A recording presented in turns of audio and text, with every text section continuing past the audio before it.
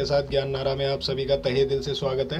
Guys, आज हम start करने वाले हैं पार्ट 6 के बारे में, जो कि क्लास 9 का पार्ट 6 है। पार्ट 5 में हमने कल बात की थी। पार्ट 5 में बच्चे हमने पढ़ा था पदार्थ की 3 अवस्थाएं होती हैं, ठोस, द्रव और गैस के बारे में पढ़ा था। पार्ट 6 में हम पढ़ेंगे, जो कि क्लास 9 का चैप्टर 1 है, हमारे आसपास के पदार्थ। और ये पार्ट 6 है जिसके बारे में हम बात करने जा रहे हैं। उसका जो पॉइंट है पहला, वो है पदार्थ की अवस्था में परिवर्तन कैसे किया जाता है। तो बेटा, पदार्थ की तो अवस्थाएं जो होती हैं वो तो 3 होती हैं, ठोस, द्रव और गैस। आज हम बात करेंगे उनमें परिवर्तन किस तरीके से होता है। तो परिवर्तन होता है 2 तरीके से। पहला होता है तापमान में परिवर्तन, दूसरा होता है दाब में परिवर्तन। सबसे पहले तापमान में परिवर्तन पढ़ते हैं। तापमान में परिवर्तन पदार्थ की 3 अवस्थाओं में कैसे होता है। ठोस, द्रव और गैस में पदार्थ की अवस्था में तापमान में परिवर्तन कैसे होता है। तो सबसे पहले बात करते हैं ठोस में। अगर आप ठोस, आप सब जानते हैं, जैसे कि एग्जाम्पल में मैंने दिखा रखा है आपको, एक चित्र द्वारा समझा रखा है कि बर्फ़ है। बर्फ़ जो है जमना कहाँ पर शुरू होती है, कौन से टेम्परेचर पर, कौन से तापमान पर बर्फ़ जमना शुरू होती है, वो है बेटा 0 डिग्री सेल्सियस। 0 डिग्री सेल्सियस पे बर्फ़ जमना शुरू होती है। क्योंकि जैसे ही आप तापमान में वृद्धि करेंगे, तापमान में वृद्धि करनी पड़ती है, क्योंकि तापमान में वृद्धि करेंगे तभी वो अपने तापमान पर पहुंच पाएगी। और कौन से तापमान पर? 0 डिग्री सेल्सियस पर पहुंचती है। और 0 डिग्री सेल्सियस पर पहुंचने के बाद तापमान में वृद्धि होती है और वो क्या बना देती है? बर्फ़। और अधिक तापमान में वृद्धि करने पर क्या होगा? बर्फ़ में अधिक तापमान में वृद्धि करेंगे तो वो क्या बना देगी? द्रव बना देगी। द्रव कैसे बनाएगी? टेम्परेचर देखो 0 डिग्री है, उसका तापमान बढ़ाओगे 1 degree, 2 degree, 3 degree, 10 degree, 20 degree, 25 degree. जैसे वो 25 डिग्री तापमान पर आता है तो वो द्रव बन जाता है, यानी पानी बन जाता है। अब तीसरी बात है, और तापमान में वृद्धि करेंगे, द्रव के तापमान में वृद्धि करेंगे तो हम क्या पाएंगे? द्रव के तापमान में वृद्धि करने पर क्या होता है, जैसे ही और अधिक वृद्धि की जाती है, तापमान को और ज़्यादा बढ़ाया जाएगा, तो 100 डिग्री सेल्सियस पर आते आते, कितने डिग्री सेल्सियस पर? 100 डिग्री सेल्सियस पर आते आते वो जो द्रव है वो किसका रूप ले लेगा? गैस का रूप ले लेगा। किसका रूप ले लेगा? गैस का रूप ले लेगा। इस तरीके से तापमान में परिवर्तन होता है पदार्थ की अवस्था में। कौन सी अवस्था? ठोस, द्रव और गैस। मैं दोबारा रिपीट कर देता हूँ। ठोस जो है 0 डिग्री सेल्सियस पर बनती है। 0 डिग्री सेल्सियस पर जब बर्फ़ जमना शुरू होगी, आप उसके तापमान में वृद्धि करेंगे। तापमान में वृद्धि करने के बाद क्या होता है? आप 0 डिग्री से 10 डिग्री जाएंगे, 20 डिग्री, 25 डिग्री। जैसे ही पहुँचेंगे तो वो ठोस क्या बना देगी? द्रव बना देगी, यानी पानी बना देगी। और फिर दोबारा जब उस द्रव के तापमान में वृद्धि की जाएगी तो क्या होगा? 100 डिग्री सेल्सियस पर पहुंचने के बाद वो किस तरीके से मुक्त हो जाते हैं? जो गैस के कण हैं वो मुक्त होने लग जाते हैं और गैस बन जाती है। और कौन से टेम्परेचर पर बनती है? 100 डिग्री सेल्सियस के टेम्परेचर पर गैस बनना शुरू हो जाती है। ये बात क्लियर है? इसे कहते हैं हम तापमान में परिवर्तन पदार्थ की अवस्था में। ये बात क्लियर है? हाँ जी सर, ये बात क्लियर है। ठीक है बेटा, आगे बढ़ते हैं। देखिए बेटा, अब हम बात करेंगे दाब में परिवर्तन के बारे में। दाब में परिवर्तन भी अवस्था में परिवर्तन के हिसाब से ही होता है, जैसे कि हम बात कर रहे थे ठोस, द्रव और गैस। लेकिन यहाँ पे थोड़ा सा अपोजिट है। वो दाब में परिवर्तन अपोजिट होता है। जैसे हम बात कर रहे हैं गैस के बारे में, तो गैस पर जब आप क्या लगाएंगे? दबाव लगाएंगे। दबाव का मतलब क्या होता है? गैस जो होती है आपको पता है एक हवा की तरह होती है। अब मैंने आपको एक चित्र द्वारा समझा रखा है। जैसे ही आप इस पर दबाव लगाएंगे, दबाव का मतलब होता है आप गैस को ठंडा करेंगे तो उनकी कुछ बूंदें बन जाती हैं। और वो बूंदें क्या होती हैं? वो द्रव अवस्था में आ जाते हैं। कौन सी अवस्था में आ जाते हैं? द्रव अवस्था में। यानी जैसे ही दाब में वृद्धि करेंगे, यानी ठंडा करने पर, जैसे ही गैस को ठंडा किया जाता है, शीतलता प्रदान की जाती है, तो वो द्रव बन जाता है। क्या बन जाता है? द्रव बन जाता है, यानी पानी बन जाता है। और जैसे ही द्रव में आप क्या करेंगे? द्रव को भी ठंडा करेंगे, उसके भी दाब में क्या करेंगे? वृद्धि करेंगे, उसको भी ठंडा किया जाएगा, तो वो ठोस का रूप ले लेगी। किसका रूप ले लेगी? ठोस का। द्रव को आप ठंडा करेंगे, उसके दाब में वृद्धि करेंगे और अधिक मात्रा में ठंडा किया जाएगा द्रव को, तो ठोस बना देती है। जैसा कि आपने देखा होगा, फ्रीज़र में हम पानी रखते हैं, तो पानी को जैसे ही फ्रीज़र में रखेंगे तो थोड़ी देर के बाद आप देखते हैं, आधे घंटे, 2 घंटे, 3 घंटे बाद, कि वो बर्फ़ का रूप ले रही है। ये बात क्लियर है? क्योंकि वो ठंडा करने पर बर्फ़ का रूप लेती है। तो कहने का मतलब क्या है, दाब परिवर्तन आपको समझ में आ गया। दाब परिवर्तन में गैस को जब ठंडा करते हैं तो वो छोटे छोटे बूंदों में कन्वर्ट हो जाती है, छोटे छोटे बूंदों में बदल जाती है, और वो बूंदें क्या होती हैं, द्रव होती है। और जब उस द्रव को और अधिक ठंडा किया जाएगा, जैसे कि मैं आपको एक दैनिक जीवन का एग्जांपल दे रहा हूँ, आप फ्रीज़र में पानी को रखते हैं तो क्या होता है, थोड़ी देर बाद आप देखेंगे कि वो क्या रूप ले रही है, वो बर्फ़ का रूप ले रही है और वो ठोस बना देती है। क्या बना देती है, ठोस बना देती है। इस तरीके से पदार्थ की अवस्था में दाब में परिवर्तन होता है। Is that clear? हाँ जी सर, ये क्लियर है। चित्र के द्वारा बहुत अच्छे समझ में आ रहा है सर जी, अच्छी बात है बेटा, आप सबके लिए थोड़ी सी मेहनत है।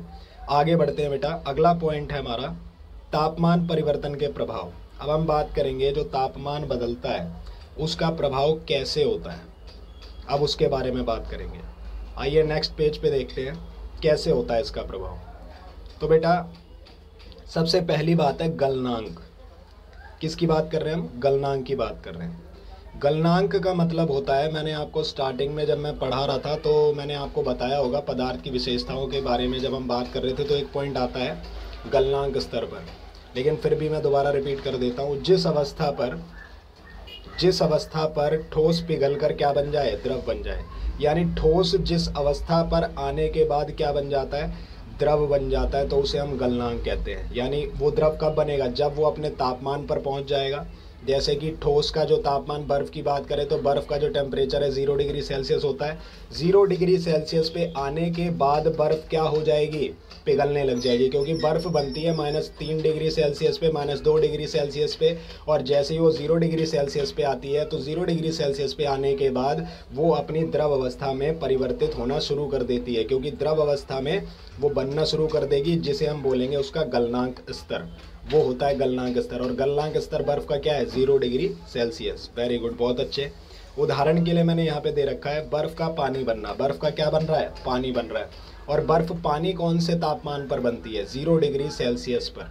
जैसे ही वो 0 डिग्री सेल्सियस पर बर्फ़ पहुँचेगी तो पानी बनना शुरू कर देगी। मोमबत्ती का पिघलना, ये भी एक ठोस का उदाहरण है। जैसे कि आप मोमबत्ती को जलाते हो, मोमबत्ती जो बनती है वैक्स से बनती है। वैक्स जो होती है सफ़ेद कलर की होती है, और वो सफ़ेद कलर क्या करता है, सफ़ेद कलर मोमबत्ती बनाता है। उसे मोम भी कहते हैं हम अपनी दैनिक भाषा में। वो जो मोम है वो क्या करती है, वो ठोस अवस्था में पाई जाती है, जब आप उसको जलाओगे तो वो पिघलना शुरू कर देती है। तो कहने का मतलब वो अपने गलनांक स्तर पर क्या कर रही है, पिघल रही है, तो इसे हम बोलते हैं गलनांक। ये बात क्लियर है, दोनों उदाहरण से मैंने आपको समझा दिया। अब हम बात करते हैं संगलन की प्रसुप्त ऊष्मा। बच्चे ये क्या होता है, मोस्ट इम्पॉर्टेंट पॉइंट है, पेपर में कई बार पूछा जाता है कि बताओ संगलन की प्रसुप्त ऊष्मा कहते किसे हैं। अब परिभाषा से पहले मैं आपको नहीं समझाऊंगा, क्योंकि बेटा डायरेक्ट परिभाषा समझ नहीं आएगी, डायग्राम से समझते हैं।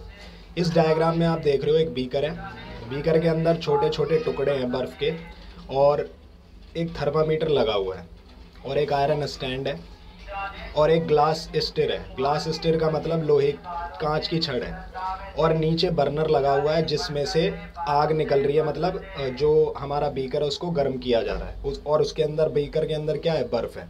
तो अब हम ये देखेंगे, जब हम बर्फ़ के टुकड़े डालते हैं तो जब हम ऊष्मा देते हैं, बीकर को क्या करते हैं, ऊष्मा देते हैं, यानी जलाया जाता है, बीकर को गर्म किया जाता है, तो क्या होगा ये कि पहले तो बर्फ़ अपने जो उसका स्तर है उसको बना कर रखती है, क्योंकि बर्फ़ जो जमती है -2 डिग्री 3 डिग्री सेल्सियस पर जमती है, और -2 डिग्री 3 डिग्री सेल्सियस पर बर्फ़ अपने आकार को बनाए रखती है। जैसे ही बर्फ़ 0 डिग्री सेल्सियस पर पहुंचेगी तो क्या होगा, 0 डिग्री सेल्सियस पर पहुंचने के बाद जैसे उसका टेम्परेचर बढ़ेगा, क्योंकि नीचे से आप ऊष्मा दे रहे हैं, जैसे ही टेम्परेचर बढ़ेगा 0 डिग्री सेल्सियस पर पहुंचेगी, उसके बाद बर्फ़ क्या होगी, पिघलना शुरू हो जाती है। उसके बाद बर्फ़ पिघलना शुरू हो जाएगी।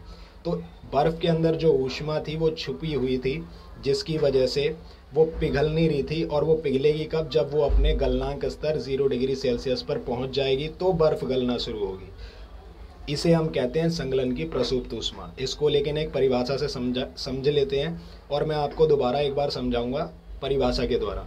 वायुमंडलीय दाब। वायुमंडलीय दाब क्या होता है, हमारे आसपास के वातावरण का जो दाब है, दाब का मतलब ठंडा करना, जो हमारे आसपास का जो वातावरण है उस पर खुले में, यानी हवा में, जैसे हम आसपास रहते हैं तो खुले में रहते हैं, खुले में जब हम क्या करते हैं, 1 kg ठोस, जैसे कि हमने यहाँ पे चित्र में देखा बर्फ़ के टुकड़े ले लिए, तो ठोस ले लिया 1 kg को उसके गलनांक पर, और बर्फ़ का गलनांक क्या होगा 0 डिग्री सेल्सियस पर। द्रव में बदलने के लिए किस में बदलना है, द्रव में बदलना है। किसको बदलना है, बर्फ़ को बदलना है।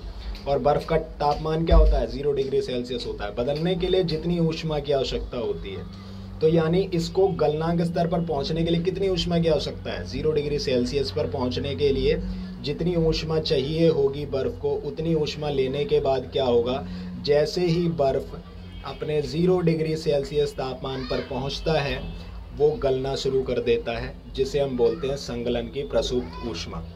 ये बात समझ में आ गई? हाँ जी सर समझ में आ गई। 1 kg से बेटा कंफ्यूज मत होना, वो बर्फ़ के टुकड़ों को 1 किलोग्राम की अवस्था में लिया गया। वायुमंडलीय दाब का मतलब होता है हम खुले में जब ये एक्टिविटी करते हैं, खुले में जब ये क्रियाकलाप करते हैं, उसे कहा गया है। और बर्फ़ जब अपने गलनांक स्तर पर पहुँचेगी, जितनी ऊष्मा बर्फ़ को चाहिए उतनी ऊष्मा मिलने के बाद क्या होगा, वो धीरे धीरे पानी बनना शुरू कर देगी। और वो कब पानी बनना शुरू कर देगी, जब बर्फ़ 0 डिग्री सेल्सियस पर पहुंचेगा, उसके बाद जाके थर्मामीटर के तापमान में परिवर्तन आएगा। उससे पहले तापमान में परिवर्तन नहीं आएगा, क्योंकि बर्फ़ जो है पहले -3 डिग्री सेल्सियस पर जो है जमती है, उसके बाद -2 पहुँचेगी, 1 पहुँचेगी, फिर 0 डिग्री सेल्सियस पहुँचेगी, फिर बढ़ना शुरू होगी। और जैसे ही 0 डिग्री सेल्सियस से आगे बढ़ती है, तापमान उसका आगे बढ़ता है, तो वो क्या बन जाएगी, वो द्रव बन जाएगी। ये बात क्लियर है? हाँ जी सर ये बात क्लियर है। तो इसे कहते हैं बेटा संगलन की प्रसुप्त ऊष्मा। तो बच्चे पार्ट 6 आपका यहीं पर एंड होता है। वीडियो को देखते रहिए बच्चे, वीडियो को लाइक कीजिए, सब्सक्राइब कीजिए, नए हैं तो सब्सक्राइब कीजिए, पुराने हैं तो लाइक कीजिए बच्चे, ज़्यादा से ज़्यादा शेयर कीजिए। और आप अपनी राय ज़रूर दीजिए कि आपको वीडियोस कैसी लग रही हैं, अच्छी लग रही हैं, कोई दिक्कत आती है, कोई भी आपको प्रॉब्लम आती है तो आप कमेंट सेक्शन में कमेंट कर सकते हैं, मैं आपकी पूरी मदद करूँगा।